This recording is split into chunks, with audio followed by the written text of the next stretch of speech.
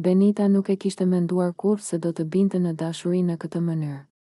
Jo kaq papritur, jo kaq fort, dhe sidomos jo me dikë që nuk ishte ende plotësisht i lirë. Por ndjenjat nuk pyesin. Ato vinë, zën vend dhe nuk largohen lehtë. Që nga momenti i parë kur sytë e saj u kryqëzuan me sytë e Klodit, diçka ndryshoi brenda saj.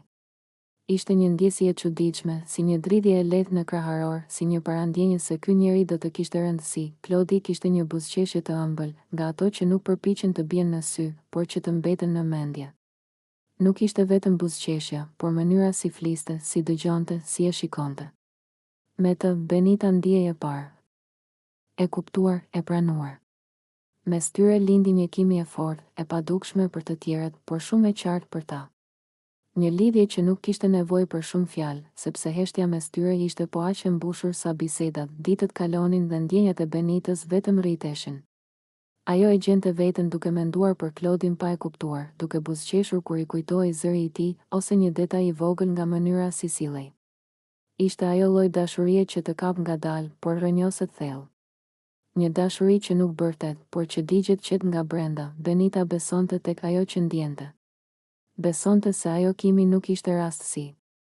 Se lidhja që kishin nuk ishte diçka kalimtare. Ajo e ndjente se kur Klodi të dilte, rrugët e tyre do të bashkoheshin plotësisht. Në mendjen e saj, ajo e shite të ardhmen, biseda të gjata, qeshje, ndarje shqetësimesh, një marrëdhënie e ndërtuar mbi sinqeritet dhe ndjenja të vërteta, por realiteti nuk ishte aq i thjeshtë për momentin. Klodi nuk e kishte mbyllur ende muhabetin me italianen. Ajo quhej Ludos. Një emër që Benitës i rëndonte në mendje sa herë që e mendonte. Nuk ishte xhelozi e verbër, por një lloj frike e heshtur, frika se mos ajo që Benita ndjente kaq fort, nuk ishte ende e sigurt. Klodi fliste ende me të. Ndoshta nga zakon, ndoshta nga paqartësia, ndoshta sepse edhe ai vetë nuk e kishte mbyllur plotësisht një kapitull përpara se të hapte një tjetër. Kjo e vendoste Benitën në një pritje të vështirë. Një pritje ku shpresa dhe pasiguria bashkëjetonin.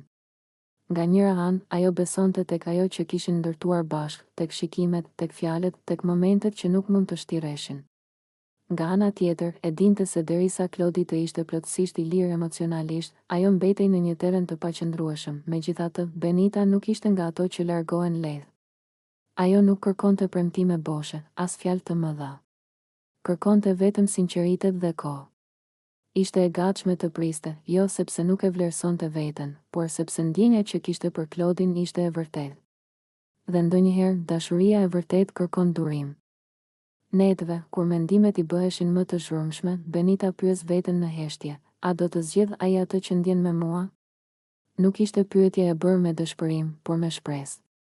Sepse thellë brenda saj, ajo e dinte se ajo që kishin nuk ishte e zakonshme. Ishte diçka që nuk ndërtohet lehtë, por as nuk shkatërohet lehtë. Ajo nuk i bënte presion Klodit. Nuk i kërkonte të zgjidhte me nxitim.